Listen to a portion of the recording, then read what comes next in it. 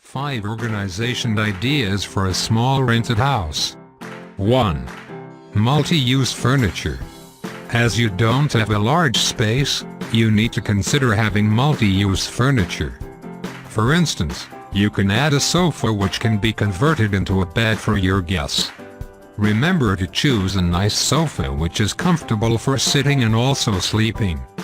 Don't forget that you need to choose a sofa which the sizes fit in your small rented house. 2. Give a clear border on each room. You need to separate rooms and give a clear border. You need to separate them to make them look tidy. When you throw them all together, you will likely have no clue what area it is.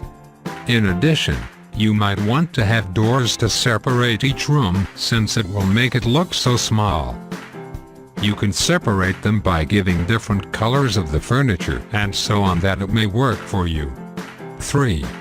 Make the use of pegboard or sort of. In a small rented house, you might also have a small kitchen, right? However, you may have plenty of kitchen sets and don't know where to keep them. Now you can keep them hanging. Yes, hanging. You can use a plain board or a pegboard. Put it on your wall and make sure there are some hooks to hang things. There you go. You can now hang your mugs, pans, or pots. 4. Make a slide-out pantry.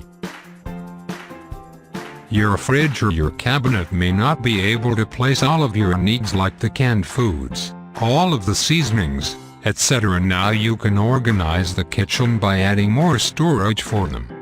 This is called a slide-out pantry. You only need to look for a good-sized gap in your house. You need to make a nook to make a pantry which you can slide it on one side. You can check this link below to know how to make one. 5. Make use some space around the door. You can make use some space around the door. You can have built-in shelves around the door, or you can add new shelf above the door. There you can put anything you like, such as your books, a flower vase, a little statue, or even some towels.